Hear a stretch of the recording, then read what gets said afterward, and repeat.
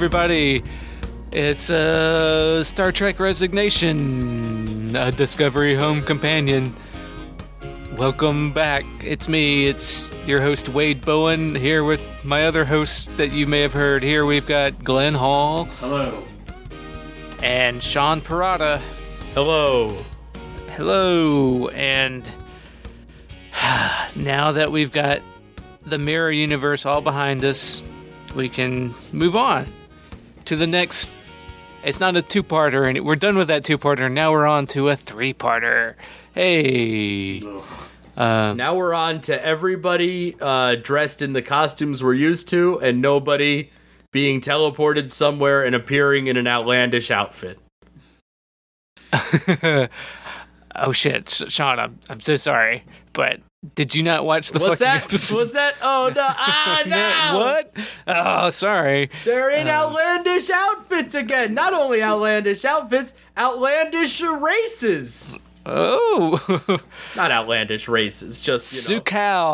Sukal. Yes. Suki. All right, who wants to do a recap? Suki. A quick I can recap. try it again.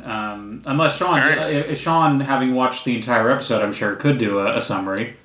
Yeah, I could do it. They go to the burn place. They want to get the Kelpian out. Saru's like, oh, the Kelpian was pregnant. There's a child there. So they go and and he leaves Tilly in charge of the ship. So they go down, Michael and Saru and Culver's, and they've got to get the Kelpian kid.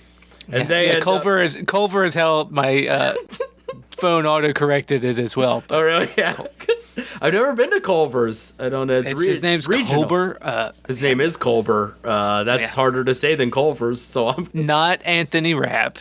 Yeah, not Anthony Rent, which Cruz. is just a real nightmare. Culber's got the three of them go down. They leave Tilly in charge, but they're different races because they're in a simulation because they're teaching the kid stuff. And then the Emerald Chain shows up to get Discovery and to get the planet full of dilithium. And they capture them, and they can't get the kid to leave. And Book saves Michael. You know what? You fucking did it. That's the broad strokes, baby. Yeah. Them strokes are broad. I didn't finish the episode, guys. What? The sheer fucking hubris. Wrong show. Oh, wait, but no, I'll allow it. Correct Yeah, era. it's still, yeah. No, it's. I mean, who gives a shit? Do it. You know what? Oh, you know what? I will do it. What the fuck, Sean? Do it. I had to watch this stupid fucking episode that would have been perfectly good in other circumstances, but because it's this fucking show, everything is chock filled with, drama club bullshit that's like just so much cringiest stuff. And Sean, I blame you. You should. Yeah. My pseudonym is Michelle Paradise. You know what? It makes as much sense to blame Sean for this episode sucking as it does, he was subjected to radiation as a child, so therefore that's what caused the burn. But what? What in the whole entire fucking world?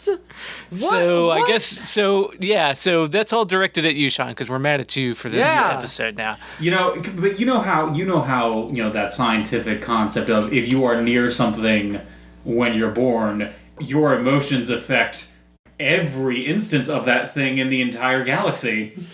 Well, no, Glenn, he's an X-Man is all it is. Yes. He's a mutant.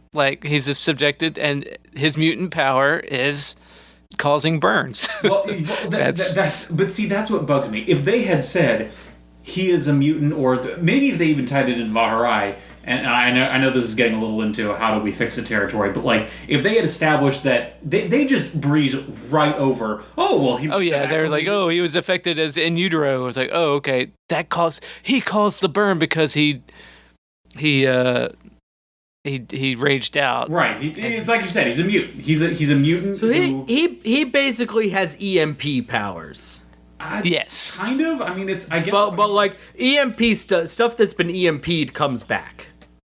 His EMPs blow up dilithium, apparently. You could argue that he has, like, maybe gambit powers if you had to connect it. No, like, I said he's a mutant. It's not one-to-one. Come on, man. We don't have to map him onto a mutant, and it's certainly not Gambit. Gambit puts kinetic energy into objects so that they go fast and turn into laser cards. Well, also that they explode. He imbues them with energy and they explode. No, I mean oh, god damn it, what are you doing to me, Glenn?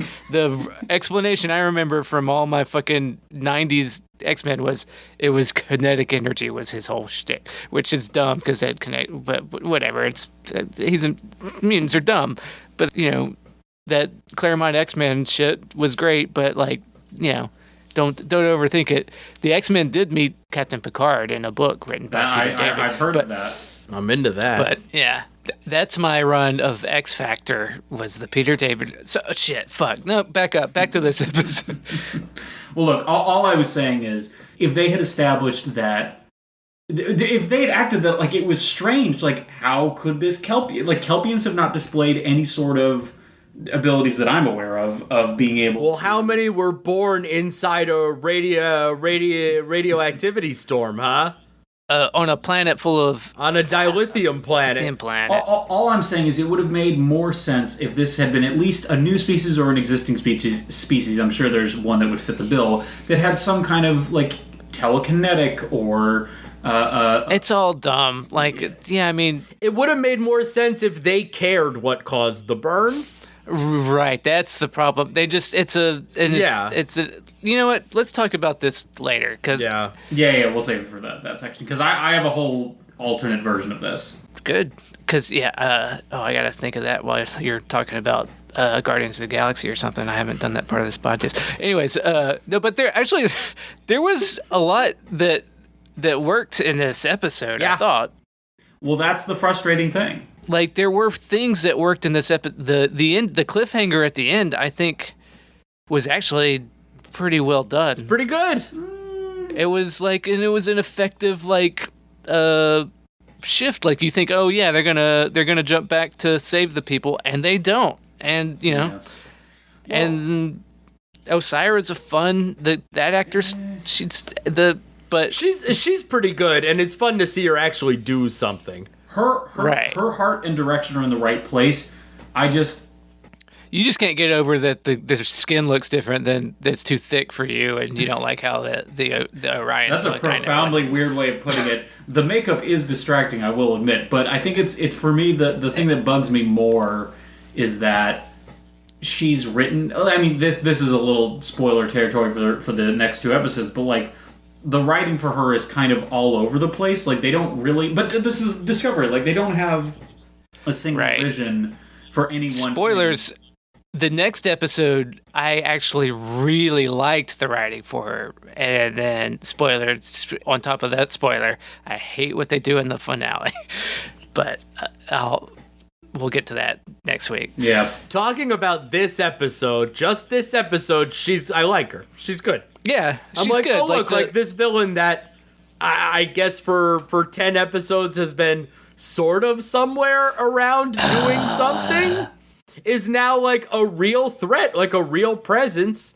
One that I like will watch more. One that I like that I wish we didn't have to go on a fucking like Guardian of Gahul tangent to get fucking Michelle Yeoh off the show. Like, I wish we could have just spent more time developing. Yeah, if she had been there from the beginning, and like mention her at the beginning. Even they mention the Emerald Chain, and then they're like, "Oh, by the way, this is the big bad of the Emerald Chain," and it just feels like she's the big bad, not the Emerald Chain. Yeah, and that's kind of my issue with it.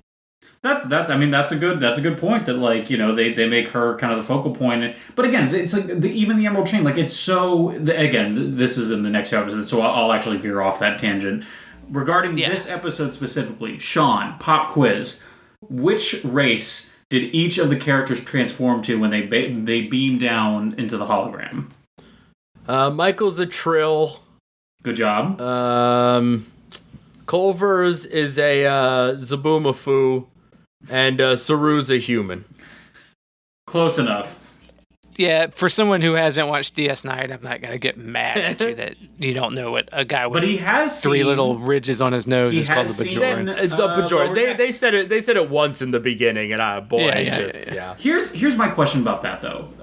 Not for you, Sean. Eat shit, but appreciate it. Yeah, of course, anytime. So the thing that bugged me is I understand the reasoning they gave for like why they were transformed by the Hollow program when they went down. Yeah. Is that they don't want to startle Sukal. The reason is they thought it would be fun to let Oh yes, that's the guy play to let Doug But then Jones, shouldn't Michael and Culver's have stayed human if human was an acceptable form? Exactly. That's what bugged me. It's like right. Well, it just scrambled. Yeah, it thought the program didn't know what kind of alien it was going to. So any random aliens that show up, it puts them in randomly attributed Federation species. So that was my way of thinking about it. Like I'm sure. Yeah, I'm sure that's the headcanon. Yeah.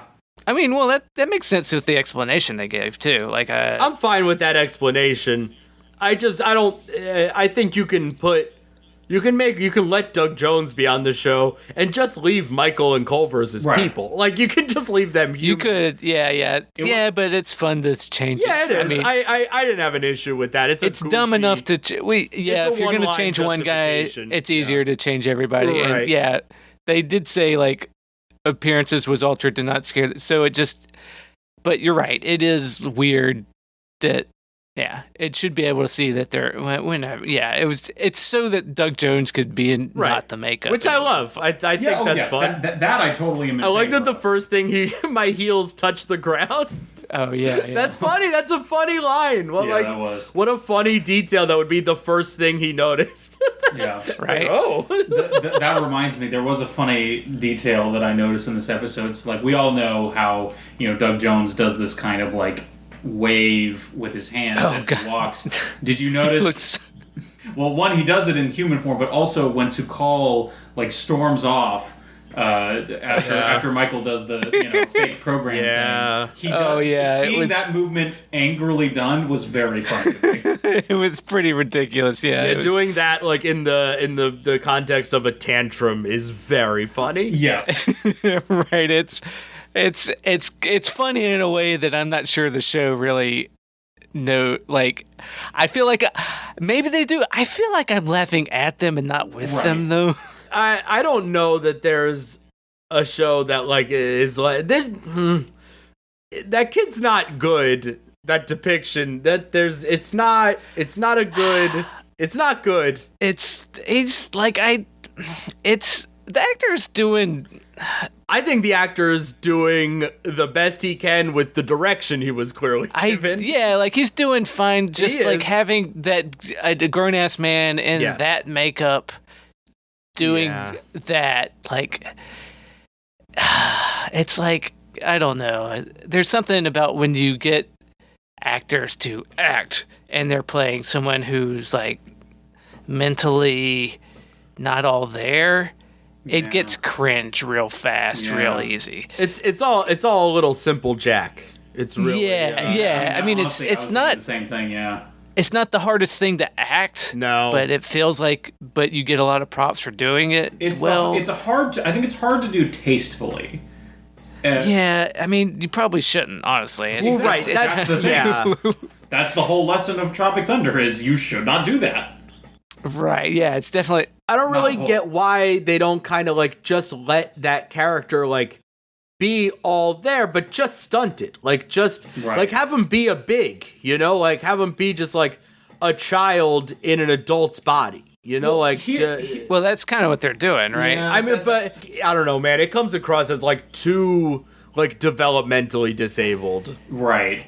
I get what you're saying, Sean. So instead of having him be someone like who would like in the real world would be defined as having like developmental like disabilities, instead when you said big, I think you mean like he's just a kid. Like he has the normal personality. Yeah, I mean the movie Big. Yeah. Exactly. And so I mean, I'm going to fast forward to what I'm going to say about fixing. Nope. Oh, all right. No, we're not there yet. We're talking about the episode, Stop Glenn. You keep wanting to... I want to fix the episode. It's a segment, Glenn. It comes at the end of the show. We're going to get to it, I promise. Talk about the episode, Glenn. Are you done? Just, we're doing the marshmallow test. You're going to get to have your marshmallow. You're going to get an extra one. Glenn, but you got to hold. Sit there with that marshmallow. Unfucking believable. I know, right? That's what me and Chandra said. Yes, you'll fix the episode, Glenn. We know you can fix the episode. But we got things to talk about before we get there. This episode was wild. There's so much to discuss. Yeah, I mean, like so there's two parts to this. There's the planet magical reel, like, hey, we're on a planet and it's a hollow program. The away team. The away team, and then we kind of discussed a little bit of the Tilly stuff. We'll talk about it more. Yeah. The worst stuff. Yep. Which is the worst stuff? The away or the Tilly stuff? Tilly. I don't know. I go back and forth. The constant propping up of Tilly on this show. yeah. That's all. I really like the Tilly taking over stuff. The Michael conversation especially is. Oh right. Just brutal, man. Yeah. Yeah, I mean, we can talk about that. That's before they go down there. Like, that you belong in that chair. Yeah. It's like, no, you don't. Right, and it's it's okay that she doesn't. It's okay. I don't, she shouldn't be there. There's other people who should be there. Let's explore that. Let's do that instead of everybody just, putting boxes under her to make her look tall. That's why I kind of like the ending where she's like black, because she does that tete-a-tete with Osyraa comes on to neg her, and she comes back, that's projection, I didn't know it was a galactic she's doing. I didn't mind that. What I hated was Detmer and Owo going, our little girl's doing a good job, isn't she? And the fucking mooning at each other. Let her just fucking do a good job. Not you're doing such a good job. You're such a good Tilly. It's the drama club. It's the drama club. It's the perfect analogy. Yep. There's a performative element to what the show tries to do. They're all about telling, not showing. And it's cringe as hell. Yeah. That's why I did at the end, you think, Tilly's doing a good job, and you think they're going to jump back, and they're like, nope, she fucks up. Her first time on the bridge, she loses the fucking ship. Tilly, you don't belong there. It's a big fuck up. It's a big one. Yeah. The show doesn't want to sell it to it. It's just that, but that's what it is. And I'm like, all right, good. That was I'm glad they didn't. In a longer running Trek show, that would be a great 2 or 3 episode arc where she fucked up. She did a really bad job, and how do you come back from that? I think Last Jedi was really good about establishing failure as a admirable. Yeah, it's part of life. Yeah. And JJ took that a little too much to heart for Rise of Skywalker. Hey, I'm gonna fail all over this. Sorry, back to Trek. Yeah, right. The thing that makes me frustrated is that, or frustrates me rather, is that this episode did have a lot of really great components in it, and I feel like having it all tied into the larger arc makes it worse. I think. Oh, I agree. I agree. Yeah. That's what I like. The away team stuff. It was fine as a acceptable enough. I didn't love it, but I didn't fucking hate it. So it's okay, it's middle of the road. I'm not mad at you for this storyline until they got to the fucking the radiation. That's what caused the burns. What? But before that, I was like, all right, we're doing an away where Saru gets to have a Kelpian episode. Fine. And it's the logic of why they do it. It's, it's advanced technology. It's magic. So you can do whatever the fuck you want. Right. The alien is fear. The alien looked cool with the kelp monster. Yeah, I thought it was dope. Does it bug anyone else that Kelpians are really into kelp? That just feels lazy to me. I I haven't watched a ton of Star Trek, but it feels just on the nose enough. Right. I mean, if you're going to have a English translation of an alien that's really into kelp. All right, you know what? Fine. Yeah. The MC Escher room was like, it looked cool, but like it all felt kind of surface level, which like, it didn't tie into the overall. There was no thematic resonance to why this would be the burn or that this has been building for a whole season. It's just like, this is a one-off thing and this is what we decided to do. It's the same with like the aliens flying around in the place. Like, we're clearly added in post because nobody even remarks on it. Well, so that's what I wanted to ask about is the specifically those aliens flying around.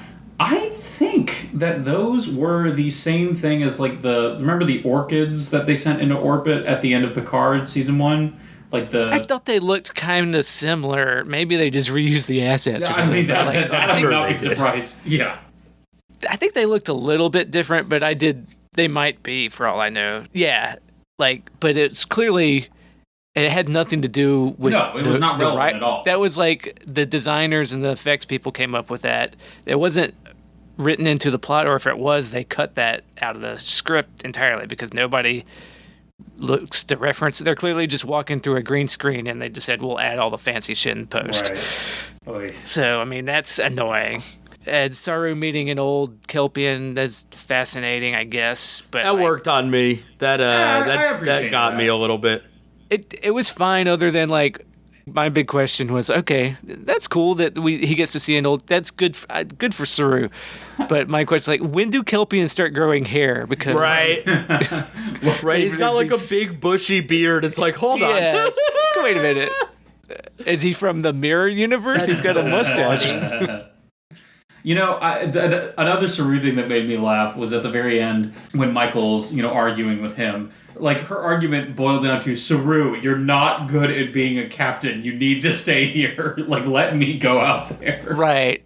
And they've kind of hinted at that. Like, he's kind of because, like, the Admiral Vance is like, wait, you're going down? It's like, well, there's a Kelpian on the planet. And the Admiral's like, well, I think this is because you're a little emotionally attached. And that's what you can see the subtext. And he's like, I don't know, but I'm going to let you do it because, your captain's prerogative or whatever. And so they kind of hint that, like, you're in too deep. It's too close to you. Right. Saru really has not at any point done anything really good as captain, though. No, Saru's a shitty captain. They decided that. That's what they kind of decided. And then, if the show were good, if they'd built, because she's like, you're too emotional. Oh, this would be a great whole plot. This would be a great dialogue scene. This would make so much sense if you had, say, someone who was Vulcan or a logic person raised by Vulcans, that was really something that guided the character. That would be pretty cool. But like in the Kelvin movie, where or like Michael Burnham's supposed to be. Yeah. Yep. So that was a missed opportunity. At least they do call back on her being a xenoanthropologist. Yes. Which is never. So, okay. So, finally, they remembered that. Dopey show. That. And when not saying Michael's good at everything. Right. What a stupid Yeah, exactly. show. Like, your expertise is a xenoanthropologist. She's like, well, this is a pre-warp civilization, blah, blah, blah. I was like, you know what? Thanks for putting these details in, fucking finally, to where her expertise is important. But, yeah. So there were things that worked, but overall it was kind of a mixed bag. The things that didn't work because the arc isn't flushed out. Like it's the things exactly. She even like when they're there and like they get to the cloud. And she's like, there's a cloud, and there's a planet full of dilithium, and there's a ship in the middle. I think we just found the source of the burn. What do you fucking mean? We know you found the source of the burn. That's why you're here. You told us that. We're not fucking stupid. We don't need a moment where you go, oh my God, the burn. We know. Eureka. Right? By God, yeah. What in the world? Oh boy. I hate this show so much. I hate to admit it, but I do too. Yeah. Other little details that the big mysteries of the show that weren't actual mysteries, or maybe they were mysteries I was looking for that weren't there all along. We learned at the beginning that Grudge, it's just a fucking cat. It's just a cat. Because they've recombined her, because radiation, right. they've done the DNA recombo. So Dr. Pollard, who I appreciated seeing the chief medical officer, because it's not Culver's isn't the chief medical officer? No, he's not. It's Pollard, yeah. Yeah. What is this fucking show? We've known that for a while. It's just they forget to remind you. I believe that we've known it. I just, the show doesn't acknowledge it, so. And they do say at one point, well, we'll have to go see Dr. Pollard when I get back, is something Book says, I think. Mm-hmm. So it's nice that they acknowledge that. What gets me is that apparently fucking Paul Stamets is the chief engineer. That's another thing about the Tilly. That's because Tilly's like, Paul, we got to get those shields back up. It's Tell like, Paul he's got 10 minutes.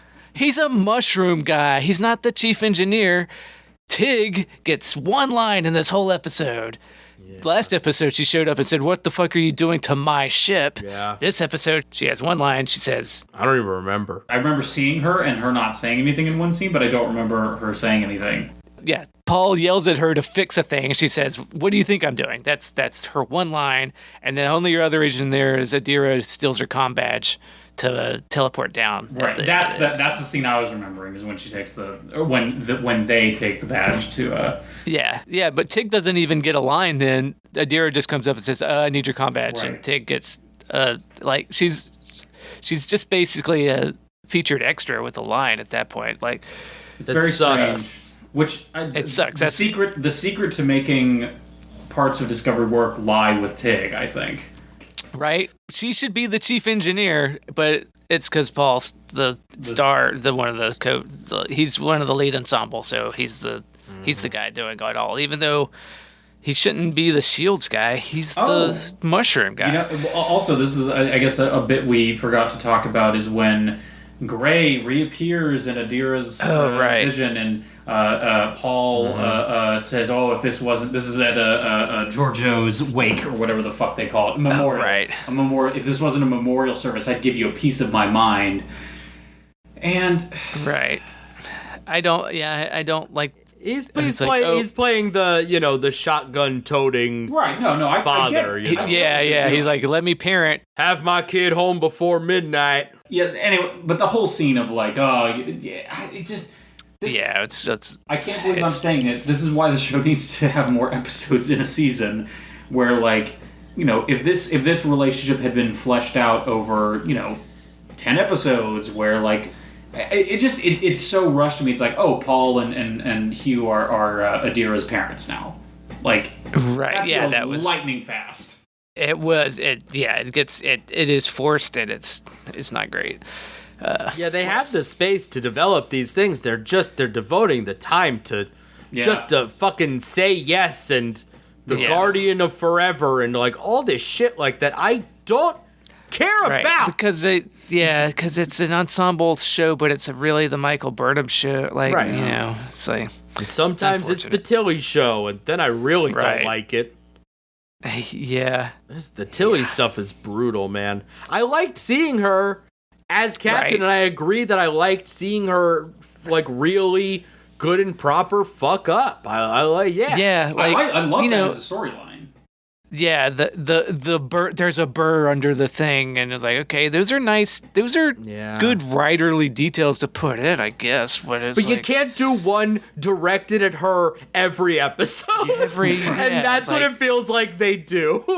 It's. I just wish that we'd spent more time devoted to seeing Osyraa as a fucking a good and proper head of a space cartel that's running things while the Federation's been occupied. Right. I would developing that, fleshing her out a little bit would be huge in giving this all stakes, you know? Right. Well, it's kind of like, it's the same thing as there's a burr under the thing. Like, if they had known that thing was there from the beginning and not just like, all right, this is the big emotional thing we figured out and we're just going to fucking pound on it so hard. Like, just have it there and have it be a thing that builds to where, oh, you know, you can...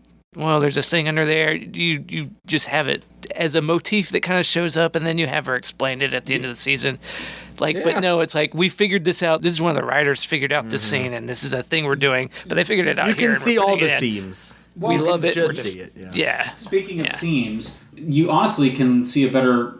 Like, this is kind of a strange focus to put on it, but like the baseball thing in Deep Space Nine I think is a good counterpoint to this, because if they had just randomly had an episode in Deep Space Nine in season 1 where they all are playing baseball in the holodeck, like, that would be a little strange and like, okay, what the fuck? Why? Like, where did this come from? This is like, why would they do this? But like, they build up, they like pepper in the fact that that Sisko himself loves baseball and he talks about it a lot and he has this memorabilia. And so when they do eventually get to that episode where they're playing a baseball game, it's like, by that point, you're expecting it. You want to see it. To do it in the first season would be doing an episode where they're just playing Robin Hood in the holodeck. Yeah. Out of nowhere. Right.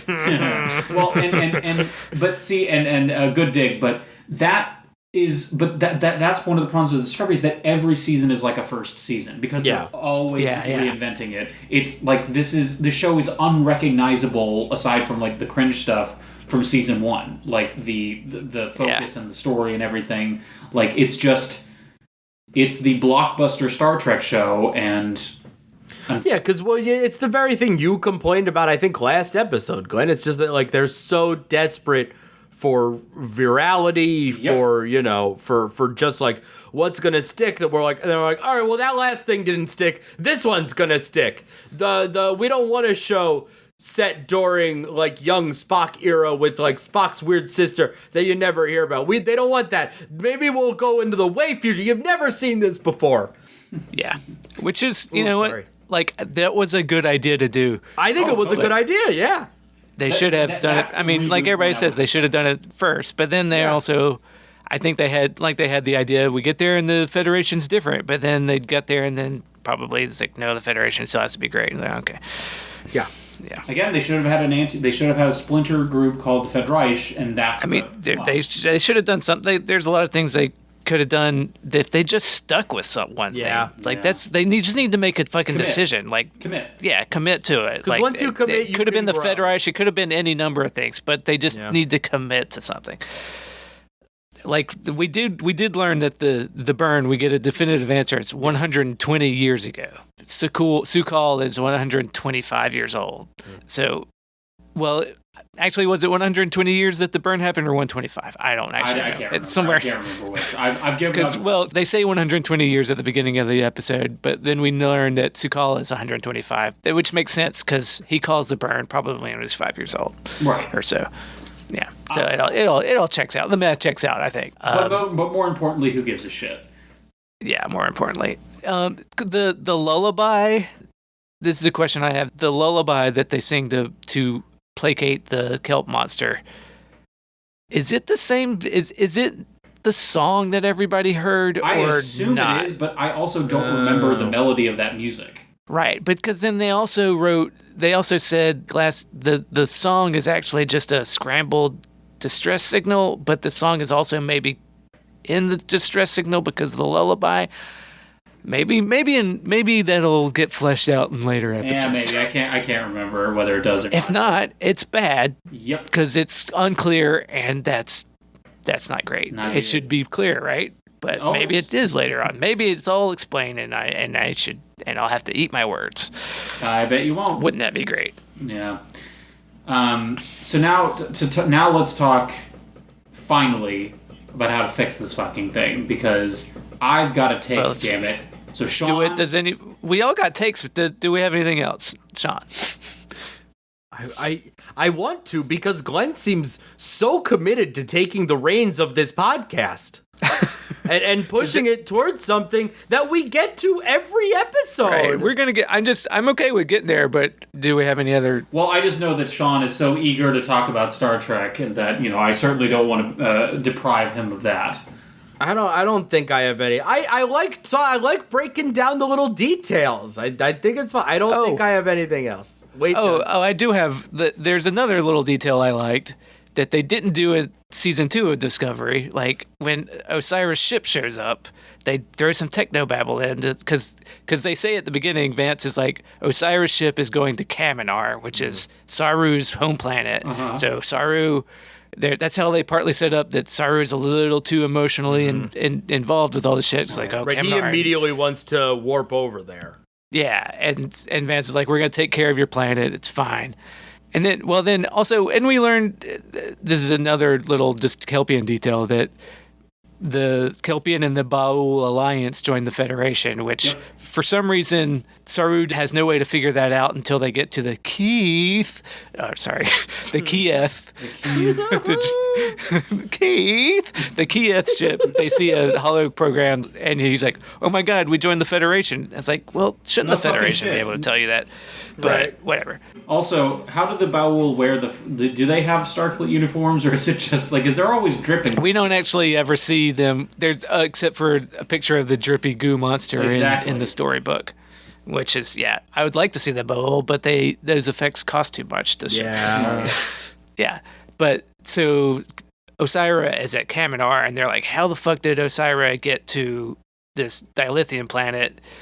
And Tilly does a good bit of captaining where she realizes that's not a Federation ship because we all knew. Would be I'm here. glad she realized it. Yeah, exactly. So it was like, we all knew, and the fact that she picked up on it, I was like, it's nice when the characters are as smart as you are. Right. Which so rarely happens in this show. So that was nice. And then they're like, how the fuck did she get here? And then Book has an answer because he's the courier, the guy with the expertise. He says, there's transwarp tunnels, but nobody is crazy enough to use them. Which, Glenn, do you know what that is a callback to? Or you're not far enough along in Voyager, I guess. I think they've talked about transwarp tunnels at some point. So you don't. It's how the Borg get around, and that's they talked about it actually. They talked about it in Picard, so we should all know about it. I knew. I didn't know. But whereas in season 2 of Discovery, they traveled at the speed of plot to get from the Princess Planet from Vulcan to have all of Spock's parents have a throwaway party for him, which made me so mad. And this one, they do the work to say, hey, we have a reason, an explanation for how she gets here, and it's a Voyager thing. I'm sure Kirsten Beyer had something to do with it, maybe. But good on them for doing that for this finale arc, which they couldn't do last season. Right. The Borg have just reappeared on Voyager on my watch. Okay. Well, talk about it in status report. Sure. But that was the last. I did have to point out that it was, they did some good things in this. There was a sprinkling of truth. They did Trek stuff. Yeah, so this wasn't totally an irredeemable wasn't the worst. episode. This is by far not the worst episode. It just suffers under the weight of the other episodes that haven't done the work to set up this stuff. Yeah, and they do a couple of things that are just maddening, like the fucking. This is the source of the bird. This is a radiation made a mutant who happens to be a Kelpian, and we wanted it to have be like it's really inelegant. It's really oh boy. What is this stupid fucking show? Oh my god. So I'm spent. I'm sorry. I'm sorry to hold you back so long, Glenn. Glenn, please tell us. How would you fix this? How would you fix this episode? Thank you, Sean. Now shut the fuck up and let me talk. Here's how I fix the fucking episode. Make it stand alone. It doesn't need to be part of the overall plot. It doesn't need to involve the burn. If this had been an episode of TNG or Voyager or any of the other like Star Trek shows where they're traveling somewhere without a huge like episode arc, this would have been a solid premise. They come across a planet. There's a distress signal. There's a guy living on the planet who has lived there since he was born and has been educated by this holo program that has been continually running since his parents died. And they have to figure out a way to, and pepper in whatever medium stakes you want. Like, this planet will explode if XYZ happens. Whatever. Nothing involving the rest of the galaxy. This involves the planet itself and helping this one person who has been stranded on this planet. Yep. Because the stuff that works in this episode is the stuff that would have worked if this had just been an episode about trying to reach this guy who has grown up in this like crazy environment in this horrible situation. And because that's interesting. It's interesting that like coming across someone who has essentially been raised by computers. Yeah, the pitch for this works as like a spec script that was sent during the Berman era that they just picked up, and then they do this all the time for DS9 and Voyager 2. Like, oh, this is a good spec script. Let's see, and then they finagle with it, and it's like they got one of those, and they decided we have to somehow make this into the season finale arc, right. And it's like it doesn't work for that.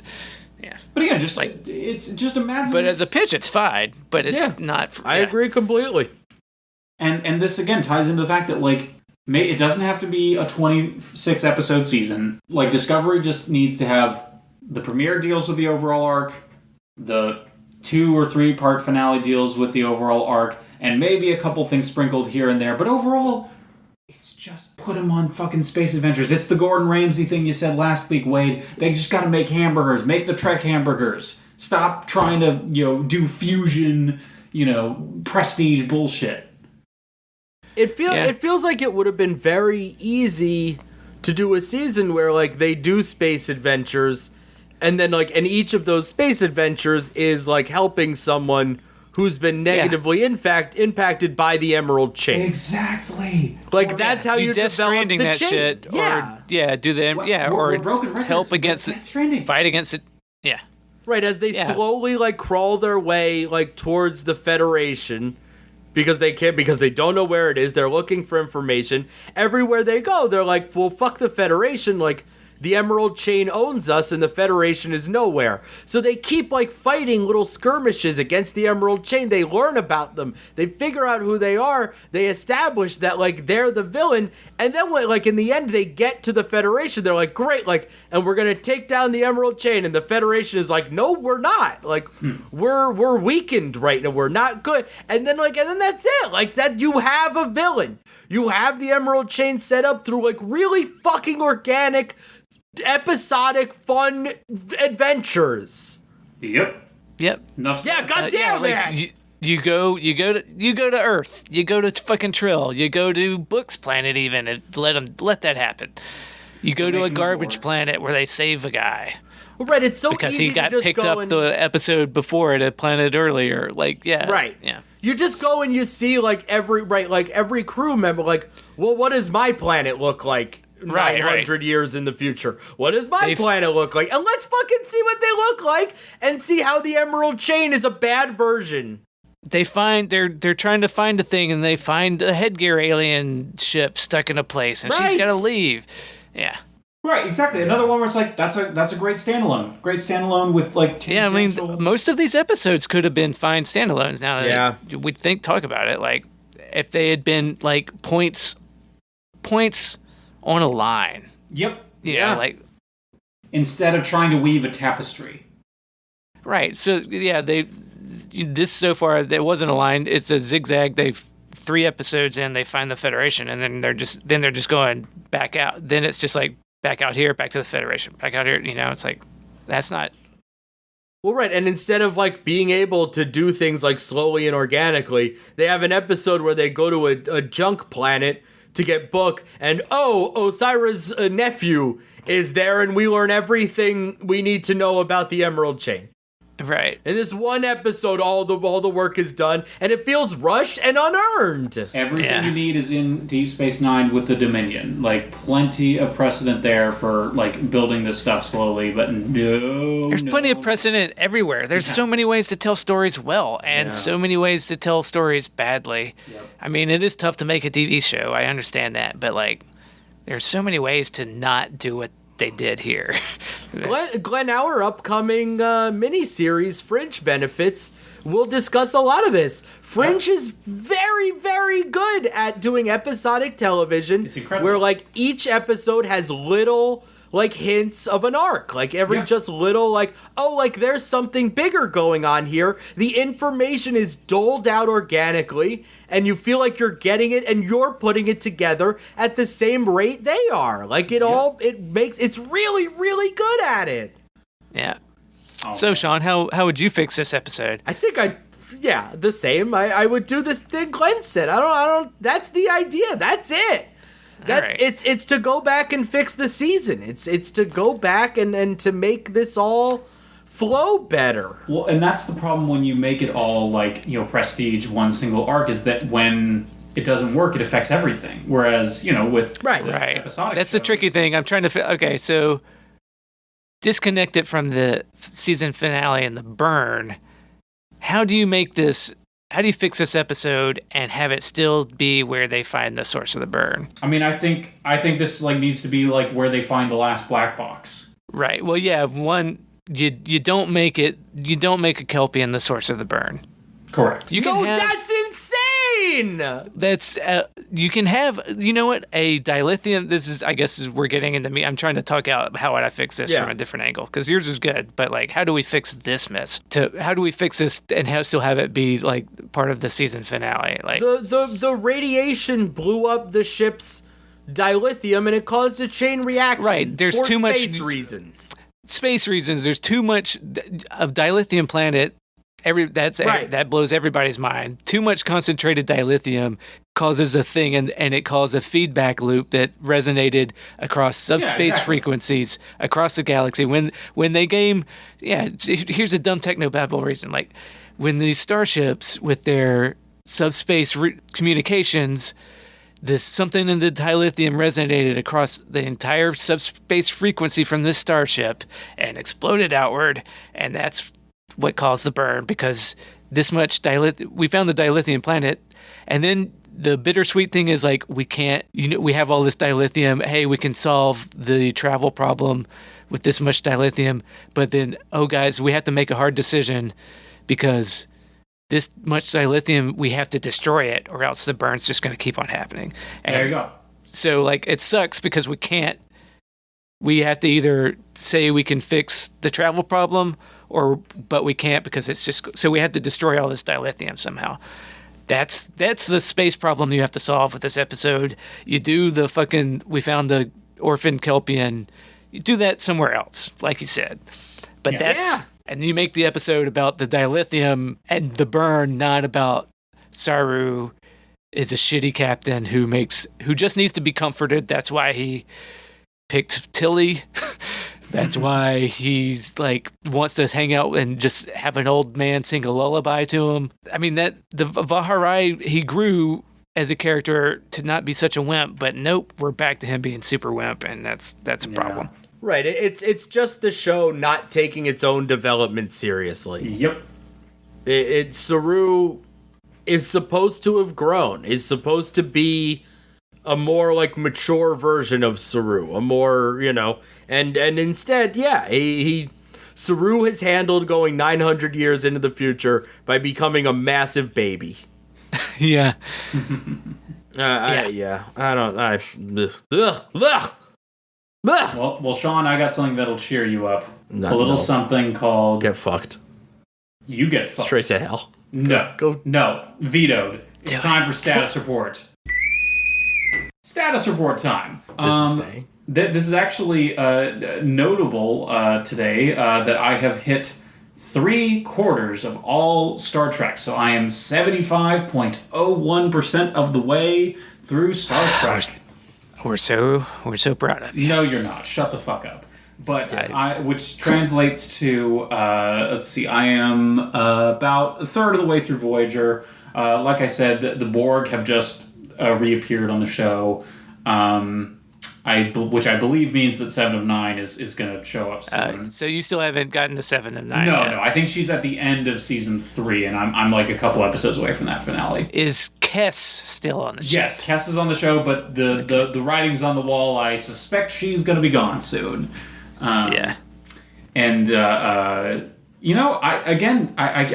Voyager's got a pretty decent template to like copy off of for Discovery, because it's, again, they tell good stories. They're trying to get home to the Federation. I mean, it's the same angle. Right, exactly. There's a lot of similarities just on its face, and then on top of that, like, just the way it tells the story, like, works pretty well. Like, you know what they're doing in the background. They're trying to get home, and there's plenty of stuff for them to do on the way.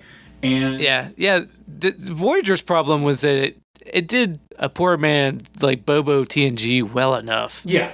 But the problem with it is that it was set up to be something else, and they just decided to we only have 52 torpedoes, they say at the first episode, and then if there's a cut on YouTube and they go through like 500 of them. Like, that's funny. So it's like they just give up the conceit of the show and decided to, like a poor man's TNG, right? Which it's fine as, I guess. Yeah, no, I mean, I think that's like TNG worked, and so like there's nothing wrong with like kind of just altering the template a little bit and going with that. But it would have been interesting if like they really played up this, what does Trek look like with actual scarcity, and right. And like, to be fair, they like they pay lip service to it, at least in the early seasons. I'm sure it gets they give that up. Yeah. But I mean, it's still, when they finally get back home, it's an emotional finale. Oh, so. I'm sure. I have no doubt. And I've unlike make other it home. Oh, sorry, spoilers. I know, like, you're about to start watching. Yeah, but it's nice when the finale works for you. Yeah. I've heard good things about in Star Trek. Finale. Even the DS9 finale is kind of a letdown, honestly. Oh, I mean, I think I talked about it at the time. Like, it got a little too much high fantasy chocolate in my Star Trek peanut butter. Yeah. Though I do have an idea. This I guess this will stay in status report. I have an idea for how you would tell a story in Trek, like using actual high fantasy elements. Like I think there's a way to incorporate like magic and shit. Not like true magic, but like a Clarkian. How long is it? I'm looking at my watch. How long is this going to take, Glenn? I'm not going to go into detail now because I'll tell you off air if you want. But like it's just this is an interesting question, but it might be off topic. Well, but I'm fascinated. But Sean, I know is just like elated but to hear about this. Keep them wanting more. All right, I put that in your back pocket. Okay, all right. Well, if you remember it later, you're welcome, Sean. Enough. Oh, hey, how's Nemesis? Nemesis? Star Trek Nemesis? Oh, the movie. Oh, yeah, not the villain from Resident Evil 3. I know. Well, that's. I don't know what you fuckers, you video game boys. I don't know what you. I played Nemesis. No, recently, I'm asking about Star Trek. There's no Star Trek show I'm gonna watch, but movies, especially the ones that seem to be pretty bad, I might watch. Nemesis is pretty bad. Nemesis is like the point where like you can tell like they're pretty over this shit. Like all the actors clearly don't want to be there. But it's very important to the plot of Picard. That is true. Is it? Oh no! It's where Data dies, and like it establishes like the connection with though they don't really talk much about the Romulan Picard connection. Like I don't think he ever mentions in Picard like, oh yeah, the Romulan Empire cloned me and like that clone. But they go over he has a lot of history with the Romulans. That's not something. but they don't mention that. They don't bring up Tom Hardy but they bring up plenty of other shit with the Romulans. I'm not mad. Tom Hardy? Yeah, Tom Hardy plays. Oh the God, clone. yeah, this is going too long. No. Why don't we do episodes about the movies? I'll care about those. That's a good Patreon content. I'm not. Sean, you and I will watch whatever Star Trek movies you want. Sure. Wee woo. Yeah. So we'll chat movies later, and if you're interested in my specs, but if anyone's interested in hearing my spec script pitch for a hypothetical Star Trek show, just let me know. I'm happy to share that specifically to Sean, and then Sean can relay it. Is that what you were talking about? No, I mean I haven't mentioned what my actual idea is. I don't want you to. I just wasn't listening. I just wanted you to tease me, keep me on the line. Now I'm uncomfortable. Paint me like one of your Trek scripts, Glenn. Okay. I want you to do what this show should have done. You just drop a little something here, like, oh, that's interesting, but don't just give it to me all at once. It's just too much. Well, fine. Lay some seeds, and I'll be like, oh, that sounds interesting, and then later I can't. He'll lay some seeds, all right. Yeah. Then I'm so ready to bursting. I'm so excited to hear. I'm just so excited for you to just lay it all on me. Oh, this so sucks. Fuck me. Now I'm at an impasse. Do I just talk about it for the next 15 minutes to punish you? I think you still kill status report, and we get around to ending this pod. We wooed already. It's over. I did we woo already. Oh, so now shit. Sean's got to tell us about his fucking podcast. Oh, what are we even doing here? I mean, I follow the podcast, Wade's cues. Wade's the host of the goddamn show. All right, well, we can wrap this up. I mean, I already plugged Very good. Folsom Prison Tunes. What else do you want me to do, Sean? Nothing. I'm good. I bought a midlife crisis car today, and I'm 31, so clearly I'm doing great. Yeah. I'm the one who deserves a midlife crisis car. Yeah. Goddamn right. You're the one who's almost. I mean, nobody deserves it. You got a midlife crisis apartment. You're good. Yeah, that's right. And I didn't get shit. Yeah, you have a midlife crisis, baby. Aww. All right. Well, Fatherhood. It's getting tougher and tougher to end these things, man. Yeah, listen to Folsom Prison Tunes. Everyone here knows about it. Thank you. Yeah, I used your outro music on the podcast. Yeah, I heard that. That's awesome.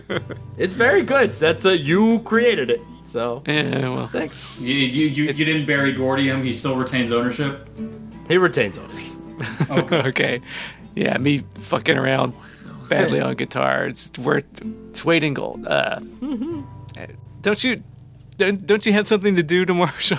Oh, fuck y'all, I gotta work in the morning. No, well, actually, no, hold on. Let's talk about just the idea of, so you have normal humanoids in the Trek galaxy, and then you have godlike... Beta cuck! Beta cuck! You've just... Yeah, I'm flaccid now, Glenn. It's not working. Oh, God. No. Okay, veto. Delete. You win.